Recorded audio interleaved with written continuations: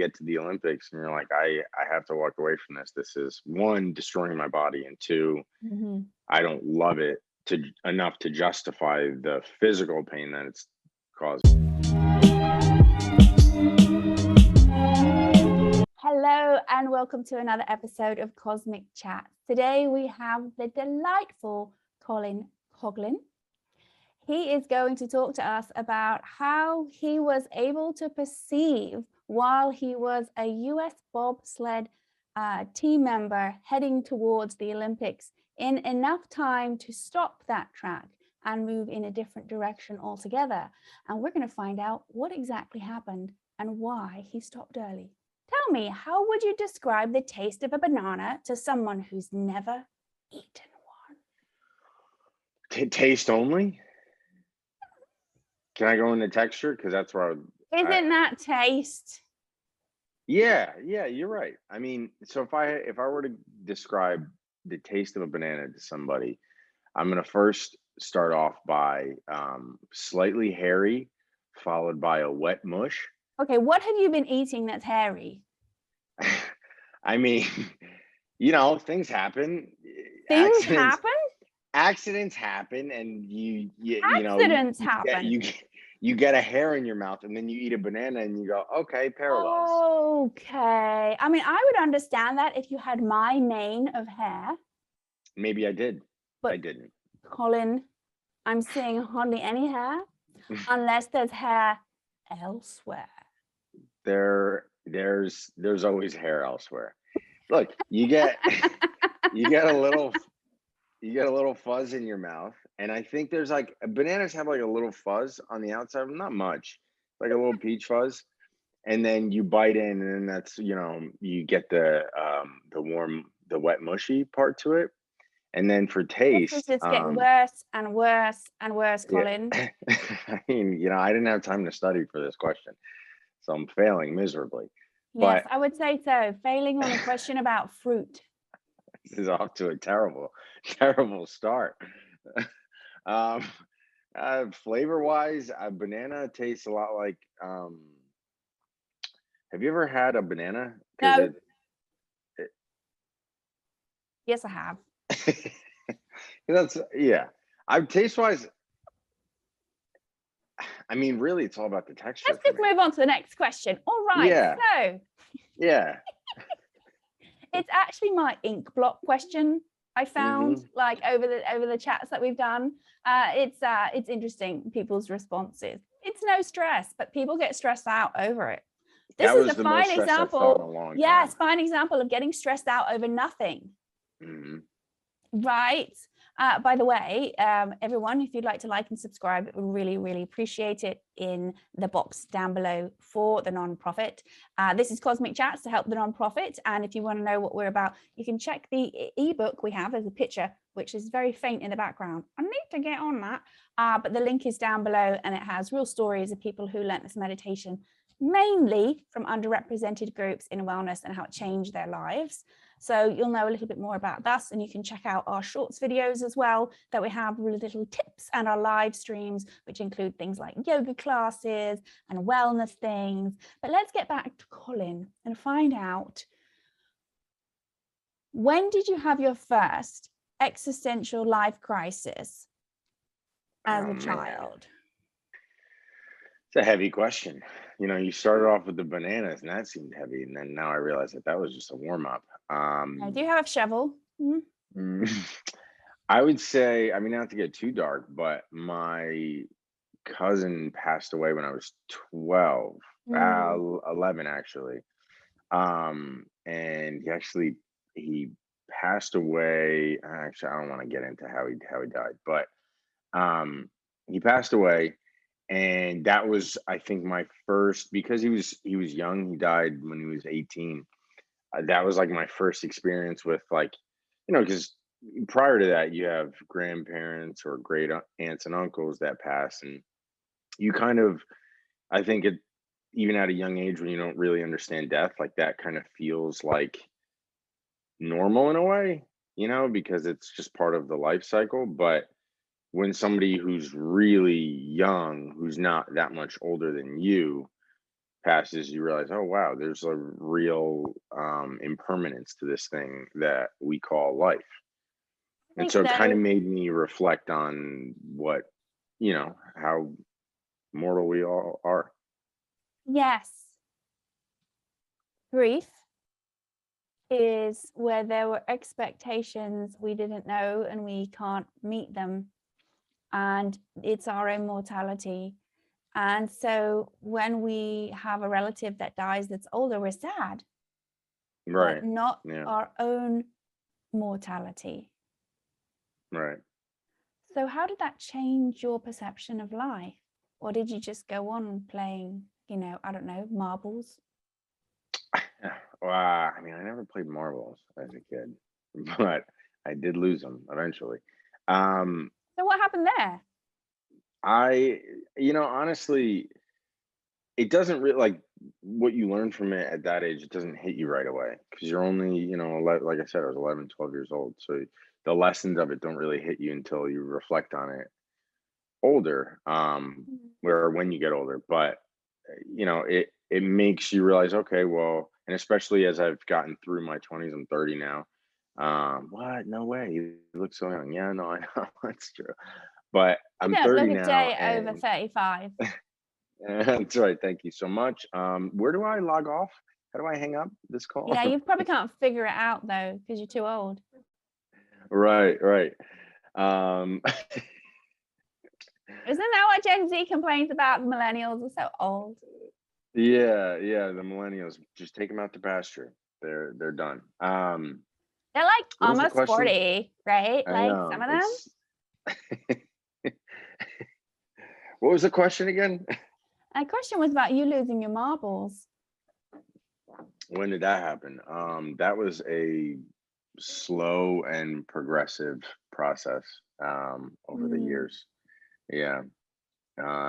Multiple occasions where it was more of a slow drip of a loss of marbles, you know.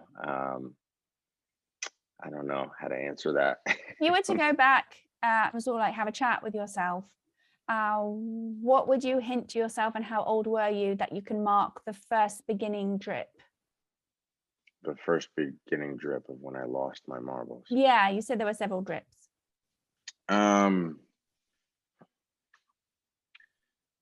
I don't know. I mean,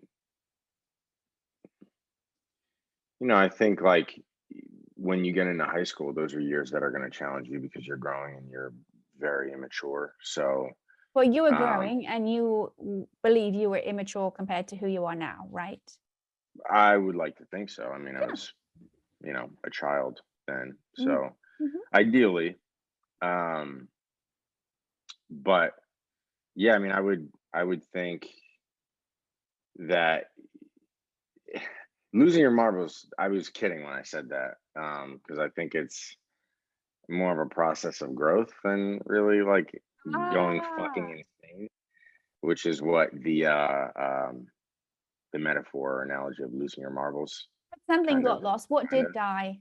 Your innocence, your delusions? for sure. Well, innocence for sure. I mean, but that dies in everybody, I think. I think life kind of has a way of pulling that out of you because when you're young and you're at that age, life it's about playing, it's about having fun, and then you realize, you have to work and you have to Ah, pay right. bills. So let's talk about work. So you don't like to work.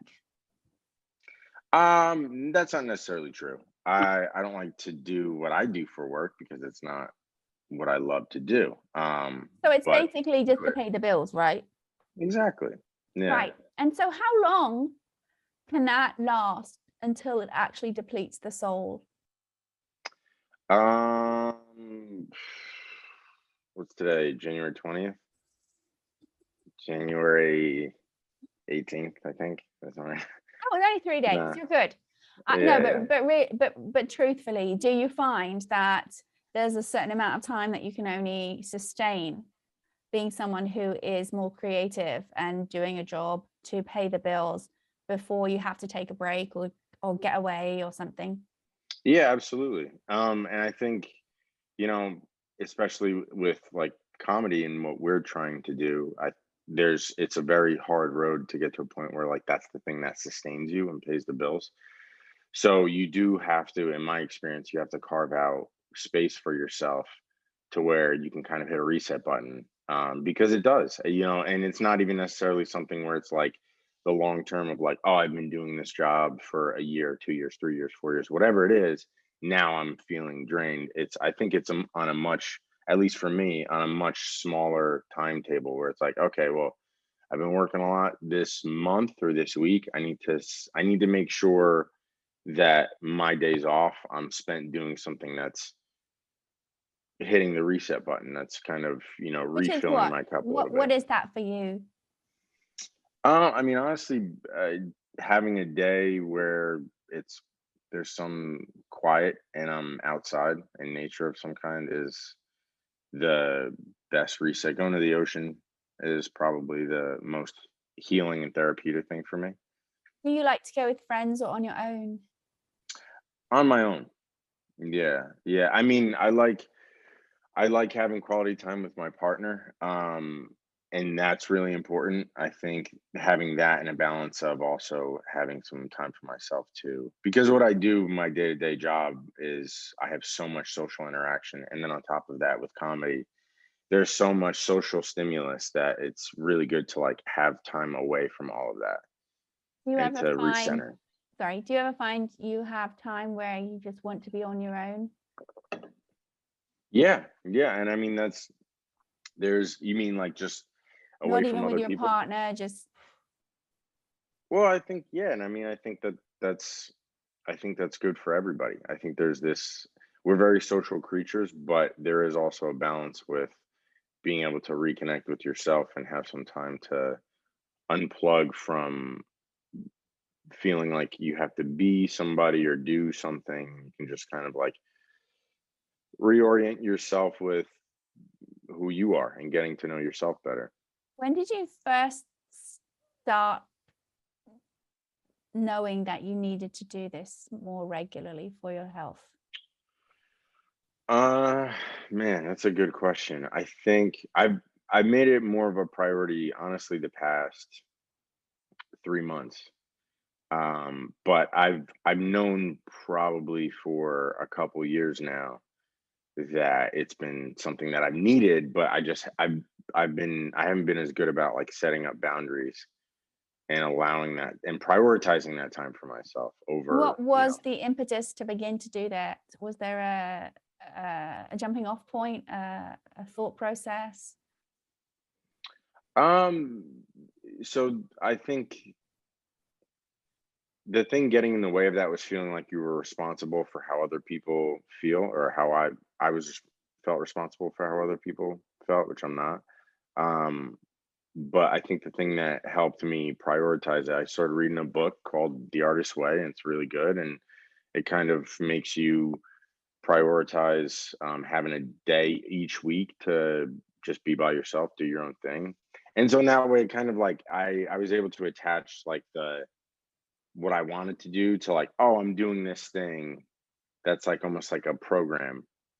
And it allows for a little bit more of a buffer between people's expectations of what you should do and where you should be with what you need to do for yourself. Do you So it have just makes it easier to prioritize it. did you have any role models growing up where people did that for themselves? Maybe, but I don't, to be honest, growing up, I don't even think I would have been aware of that trait. Yeah, I don't think that was something that I would have been aware of. Thinking back now, was there anyone that somehow had an imprint on you? Oh yeah, I mean there was a strength and conditioning coach that I had worked with when I was still playing football, and he got me into bobsledding, and he had a really big impact on me in terms of like discipline and hard work and focus and drive and all of those things. So, but it wasn't really like it still wasn't in relation to like what we're talking about with like having that like prioritizing, okay, I need to set aside this time for myself to reconnect with me. That came later when I started getting into more creative things like comedy and writing. What was the switch for you to start getting into creative work? So I had actually that same mentor that I just mentioned. He had offered me a position to work for them, open up a gym for them, and I had been, writing a lot and talking about in my what I was writing, journaling, that I really wanted to do comedy. I'd always been obsessed with it, but just kind of afraid to do it. And then I had just retired from sports. I was on the U.S. bobsled team, and I was presented with this opportunity where it was going to take my life in a certain direction. And I had kind of had to make a choice. It was either I was going to do this or I was going to go more in the creative route. And out of fear, I chose the one thing. And so moved out of my apartment. I was living in upstate New York where the Olympic Training Center was. Moved out of there, moved back down to And you southern were New York. how old at this time? I was 25. So I moved back down to southern New York and started working with them to prep to open the gym. And immediately I was there for about a week, and I was like, I can't do this with my life. And I saw like a glimpse into the future of what my life was going to become and who I was going to become. And I was like, this isn't, I know I'm going to be unfulfilled. I may have more stability. I may have more stable life, but I know at the end of it all, I'll be pretty disappointed if I don't at least see what this other road brings me. Because I had so much of the one, I had so much of sport and training and exercise science and all that stuff. And so if I didn't at least see what the other thing brought, I would have been at the end of my life probably really disappointed. And I knew I at least wouldn't have been happy in that career. So I was, you know, super thankful and grateful for the opportunity, but I was like, I gotta see what else is out there. And then shortly after that, I started doing stand up and improv, and then eventually moved out to California. So the bobsled, did that not have an expiration age-wise anyway, because it's so hard on the body to train for Olympic level? It did. It did. And I think I'm in retrospect, I'm really grateful for when I got out because like you said, it really does do a number on your body. It really does do a number really, and they're finding out now on your brain. And so having more years in the sport, I don't know what would have happened if I had taken a crash or repetitive hits to the head, what would have, but I'm thankful I got out when I did. Um, but I think if I stayed on that route and tried to really make the Olympic team, I would have had to continue on for at least like another 4 to 8 years. And a lot of bobsledders continue for as far as for pilots, which I was a pilot. Some of them do continue into their Mm. mid to late 30s. It still has that time element on it. And do you know people Yeah, who did continue? yeah, yeah. I was one of out of I think out of my I guess class, if you will. I was one of the first to retire, and I retired relatively young. But I mean, there were other things that like helped me make that choice. Like I'd gotten an injury and I'd gotten surgery, Mm. and having that time away from competing and then coming back, I was like, this is I don't I don't need this thing anymore, and I don't love it like I thought I did. And so that helped me retire and get out of the sport and kind of like justified the decision. And I think was in retrospect, it was kind of beneath it all the whole time that like I was doing the thing for the wrong reasons and I What needed the was time what away. were what were those wrong reasons?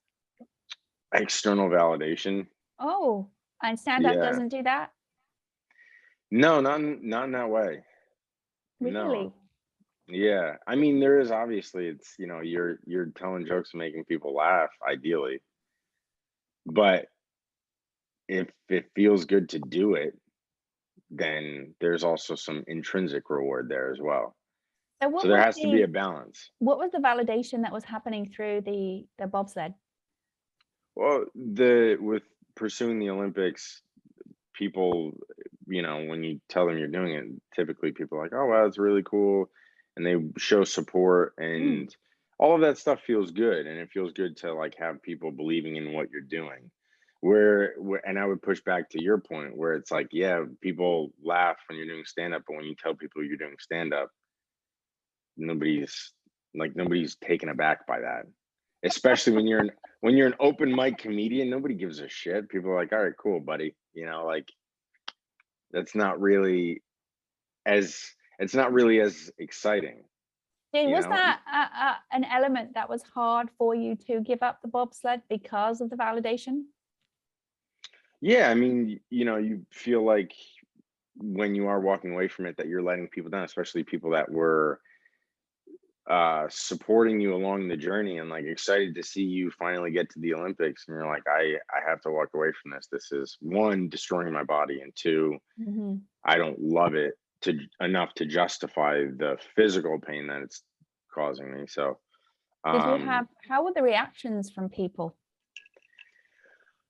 you know I think I people tried to be supportive, but you can see the disappointment, and they'd be like, Oh, oh, yeah, let's talk about that. and Yeah. the confusion too. Well, give me both sides of that. From now, you've got several years away from it now, and we don't need to Hmm. name any names.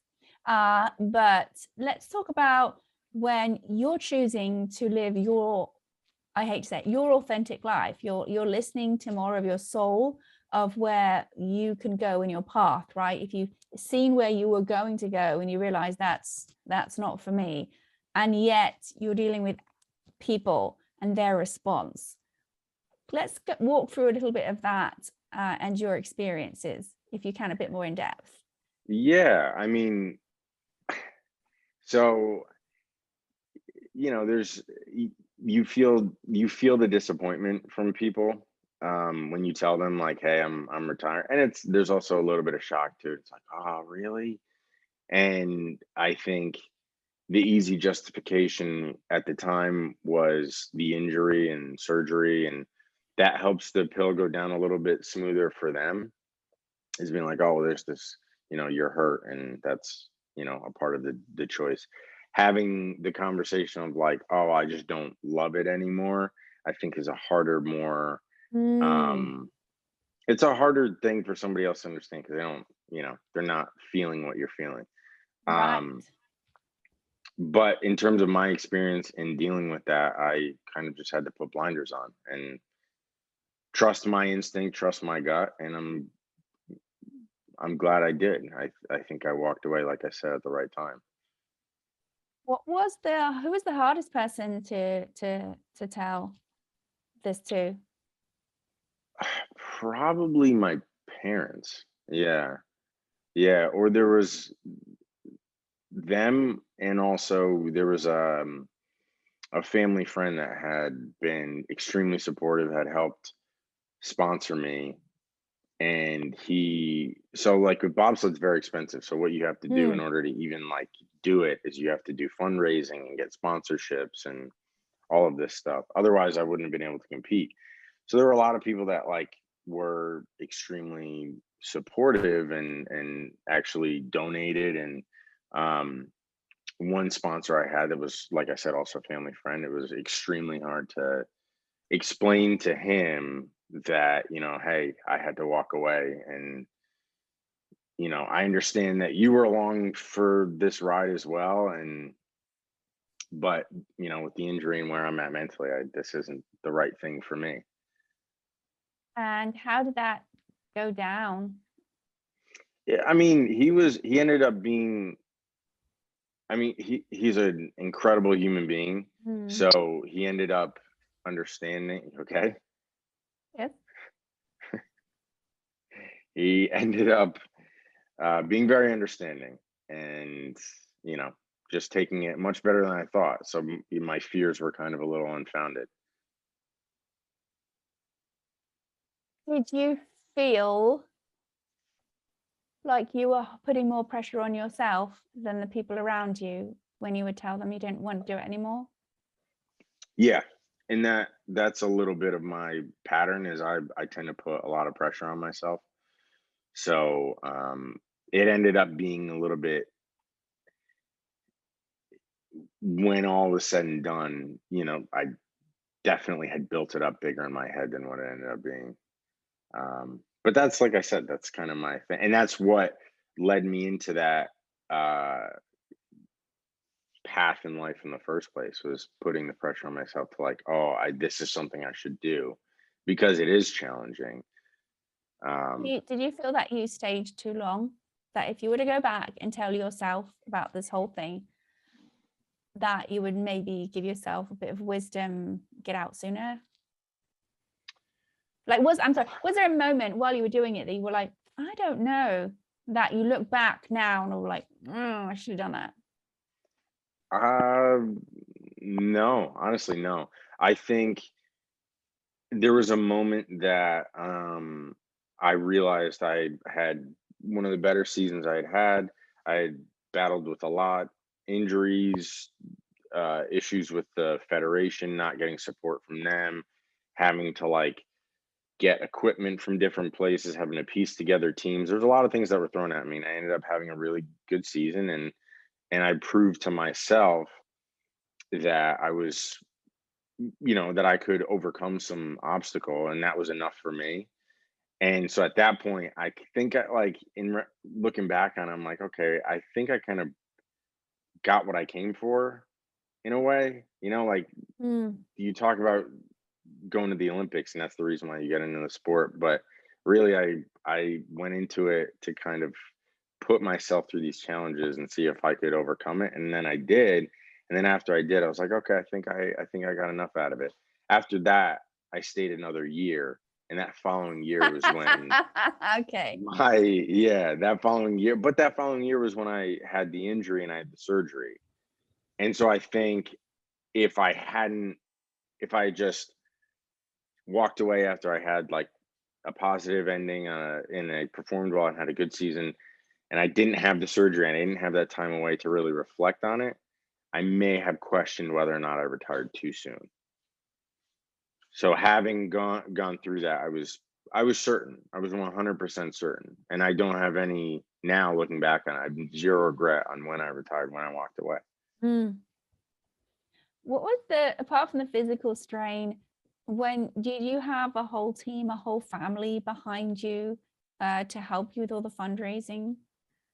Yeah, so we would do fundraising events every year. So, my family couldn't afford what bobsled called for. So in And terms what of, was that in a ballpark, just for people who are listening to this? oh man, well, so as a pilot, I was a dummy and chose to be a pilot, and a pilot, especially at that level when you're not on World Cup. So World Cup is usually top 2 or 3 sleds. I was ranked USA 4 my last year. Um, and so there's no funding, you fund yourself.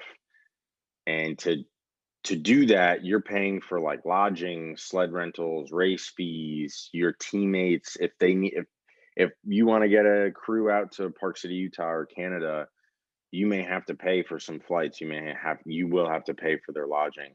And so when all is said and done at the end of the season, it's like 20 to 30 grand sometimes, Per depending year. on, Mm-hmm. yeah, depending on where we were traveling, how many races I was trying to make and compete in. It could be 20 and 30 grand. So you'd have to do fundraising, like I said, you have to get private sponsors, hopefully get some sort of small endorsement deal. And if you were lucky, you could piece together enough to compete. Did you do a lot of that yourself, either, I don't know, making calls, writing letters? Yeah, but I also, like, to your question before, I think I had also the help of my family helping me organize and kind of rallying around me. Had to do a lot of it myself, but I also did have a support system that really did believe in me. So that helped. That helped the legwork, because in addition to that, you're still training, and you're still like, training is a full-time job, and then you're still having, like, I would train all day and then I would wait tables at night. So you're having to do, like, your schedule is jam packed, and then on top of that, you're having to put together more money than you ever made to prepare you for this season. How did you cope from going from a rigorous athletic workout regimen with discipline to then Not at all. I never stopped working out. I have to, it's like at this point my body's addicted to it, so I have to keep going with it. And honestly, it's that and meditation are the things that really center me and help me stay focused and clear-headed. So it's something where I'm like, it's a good habit that I've built and it's a part of my life that'll be there forever. And I'm happy with that. Well, thank you so much, Colin, for sharing your experience of Yeah, the absolutely. pre-Olympian. What is that? What we would call it? Failed Olympic hopeful, I guess. Ah, no. And if you want to hear more from Colin or you have questions for him, please go ahead, put them in the comments. We'd love to hear from you. And we look forward to you joining us with another individual on the next episode of Cosmic Chats.